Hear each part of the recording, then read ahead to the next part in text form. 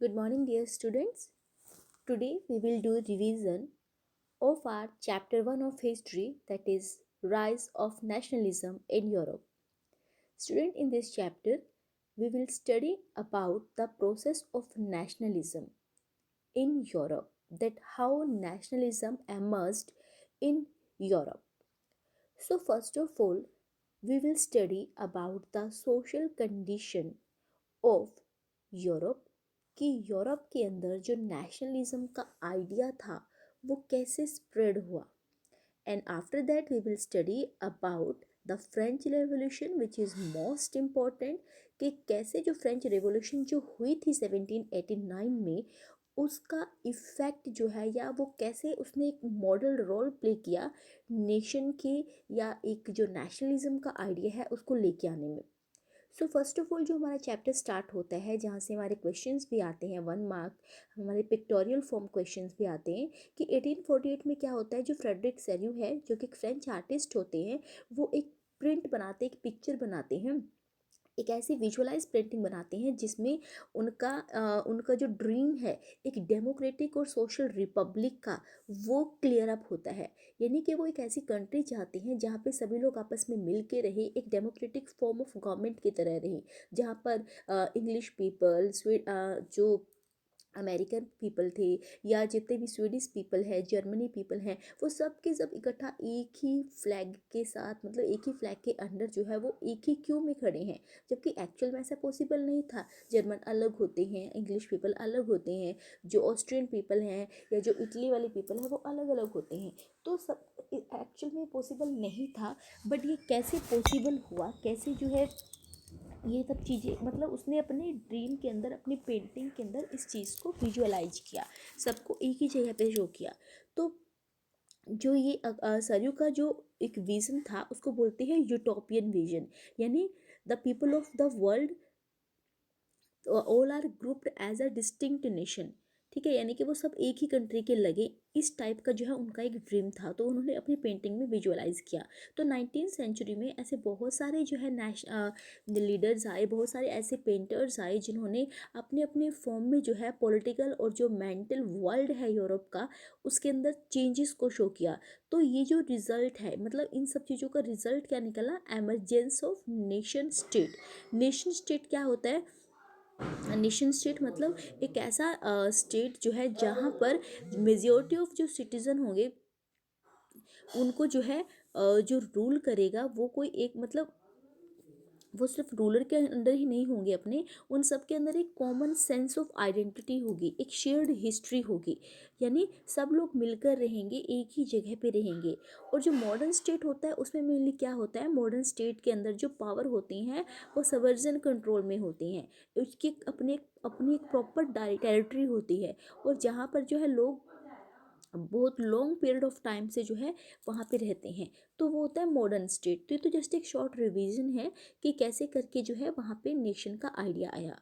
फिर जैसे कि जो फ्रेंच रेवोल्यूशन है 1789 में, हम सबको पता है कि फ्रेंच रेवोल्यूशन आई थी.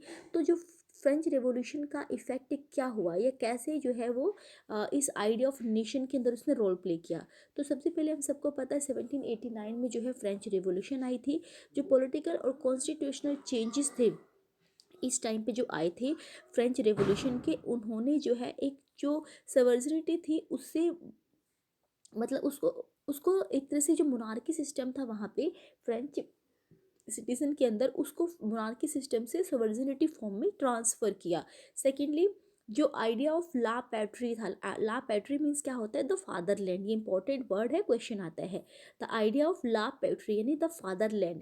और ली सितोयन बोलते थे सिटीजन को. तो इसमें जो है ला पैट्री और ली सितोयन के ऊपर मेन एम्फेसाइज्ड किया गया, एक यूनाइटेड कम्युनिटी को एंजॉय करने के लिए. मीन्स कि सभी जो राइट होंगे वो इक्वल होंगे अंडर अ कॉन्स्टिट्यूशन. जो एस्टेट जनरल होती थी उस टाइम पे, उसको क्या किया गया, उसको अब वहाँ के जो एक्टिव सिटीज़न होते हैं वो सिलेक्ट करते थे, और बाद में उसको क्या किया गया, नेशनल असेंबली रीनेम कर दिया गया। उसके बाद जो इंटरनल कस्टम ड्यूटीज़ थी, ड्यूज़ थे, उन सबको अबोलिश्ड कर दिया गया, और एक uniform system of weight and measure जो है अडॉप्ट किया गया। यानी अब जो वेटिंग सिस्टम होगा वो पूरी कंट्री में एक ही होगा, पूरे यूरोप में एक होगा, अलग अलग नहीं होगा। जो रिवोल्यूशनरीज थे उन्होंने आगे डिक्लेयर किया that it was the mission and the destiny of the French nation to liberate the people of Europe from despotism। यानी अब लोगों को हमें क्या करना है, उस मोनार्की सिस्टम से फ्री कराना है। जो स्टूडेंट्स थे और अदर मेंबर्स थे, मिडिल क्लास जो है एजुकेटेड जो मेंबर्स थे, उन सब ने जैकोबिन क्लब इस्टेब्लिश कर लिया। ये सब कुछ हम अपने 9th स्टैंडर्ड के अंदर जब फ्रेंच रेवोल्यूशन हमने किया था उसमें स्टडी कर चुकी हैं। तो वो जैकोबिन क्लब बना लेते हैं। फिर जो है उनकी जो एक्टिविटीज़ होती हैं, ये जो उनके कैंपेन्स होते हैं, और फ्रेंच आर्मी के अंदर वो क्या करते हैं, वो Holland, Belgium, Switzerland, Italy 1790s तक, 1790s तक वो इन सब में फैल जाते हैं। फिर जो फ्रेंच आर्मी है उसने भी जो नेशनलिज्म का आइडिया है उसको अदर कंट्रीज़ में वो स्प्रेड करना स्टार्ट कर देते हैं। उसके बाद कुछ टाइम पीरियड के लिए, नेपोलियन के टाइम पीरियड में मोनार्की सिस्टम दोबारा से रिटर्न भी होता है, जिसने फ्रांस के डेमोक्रेसी को काफ़ी हद तक डिस्ट्रॉय भी किया। बट अगर हम बात करें उसके एडमिनिस्ट्रेटिव फील्ड की, तो उसने बहुत सारे रिवोल्यूशनरी चेंजेस जो भी है वो भी किए थे, जिससे कि पूरा जो सिस्टम है फ्रांस के अंदर वो एक रैशनल और एक एफिशिएंट सिस्टम बन सके। उसने डेमोक्रेसी को डिस्ट्रॉय तो किया नेपोलियन ने, बट उसने बहुत सारे अच्छे अच्छे एडमिनिस्ट्रेटिव चेंजेस भी किए, like the civil code of 1804, जिसको नेपोलियनिक कोड भी बोला जाता है, जिसके मतलब जो क्या था, it did away all privileges based on birth. ठीक है, यानी जितने भी बर्थ के ऊपर जो डिस्क्रिमिनेशन होता था लोगों के साथ, उसको अब इसने अबोलिश्ड कर दिया, और इसने एक इक्वालिटी बिफोर द लॉ जो है वो इस्टेब्लिश्ड किया, plus security the right to property, property को सिक्योर करने का राइट भी इसने लोगों को दिया। नेपोलियन ने जो एडमिनिस्ट्रेटिव डिवीज़न थे उसको भी सिंप्लीफाइड कर दिया, उसने फ्यूडल सिस्टम को अबोलिश्ड किया, उसने जो पीजेंट्स होते थे उनको सर्फडम और जो मेनोरियल ड्यूज थे उनसे भी फ्री कर दिया। यानी जो पीजेंट्स होते थे वो अंडर द लैंडलॉर्ड्स और मनी लैंडर्स होते थे, उनकी लैंड भी उनके अंडर होती थी, उनको अपने ही लैंड पे जो है एज अ लेबर वर्क करना होता था। तो नेपोलियन ने फार्मर्स को इन सब चीज़ों से फ्री कर दिया। ट्रांसपोर्ट और कम्युनिकेशन सिस्टम, इसको भी बहुत ज़्यादा इम्प्रूव किया। जो बिजनेस और स्मॉल स्केल प्रोड्यूसर्स थे, जो गुड्स प्रोड्यूस करते थे, उनके लिए यूनिफॉर्म्स लॉ वो लेके आया। वेट्स और मेजर्स को उसने स्टैंडर्डाइज किया। नेशनल करेंसी जो थी उसको एक कॉमन करेंसी बना दिया, जिससे कि गुड्स को या कैपिटल को one region to another region exchange करने में कोई भी प्रॉब्लम ना हो। ठीक है, उसके बाद उसने जैसे कि बहुत सारे प्लेसेस थे, जैसे कि हॉलैंड, स्विट्ज़रलैंड, ब्रुसेल्स, मिलान, वारसा, इन सब के अंदर क्या किया गया, इन सब कंट्रीज़ ने जो फ्रेंच आर्मी थी, वो जो आइडिया स्प्रेड कर रही थी नेशनलिज्म का, लिबर्टी का, उन सब कंट्रीज़ ने भी फ्रेंच आर्मी का काफ़ी अच्छा वेलकम किया। तो means it become clear that the new administrative arrangement did not go hand in hand with political freedom.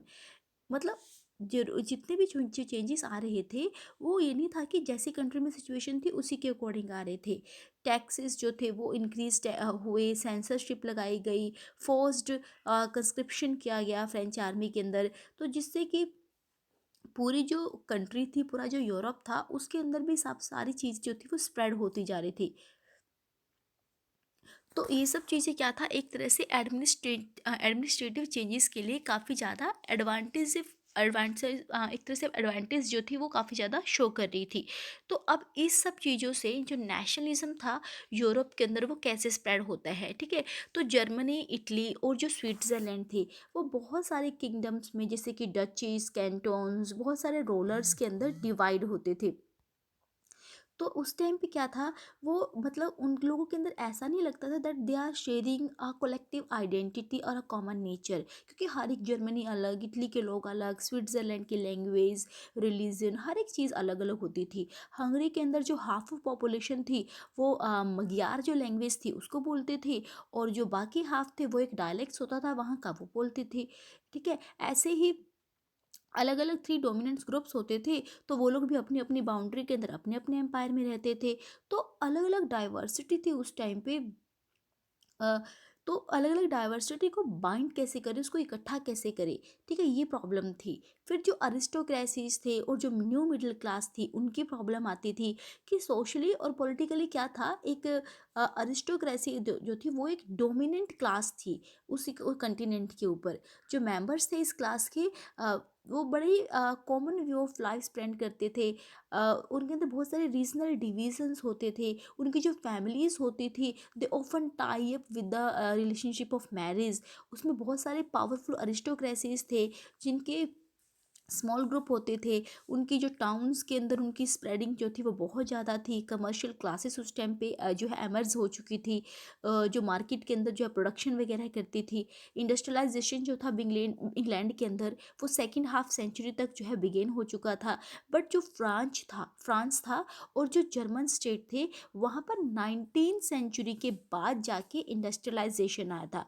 तो जो न्यू सोशल ग्रुप था वो भी आ चुका था। Working class population, middle class, industrialist, businessman, professionals, ये सारे आ चुके थे।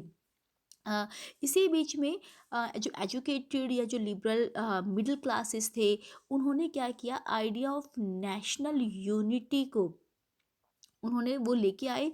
और जो मतलब एक तरह से जो अरिस्टोक्रेटिक प्रिविलेजेस होती थी, उनको उन्होंने अबोलिश्ड करना स्टार्ट कर दिया। तो ये जो था, अभी तक हमने यहाँ पे स्टडी किया अरिस्टोक्रेसी के बारे में। Okay, in next video we will discuss that how did liberal nationalism stand, ठीक है, हम वो डिस्कस करेंगे। Till then keep learning. Thank you so much.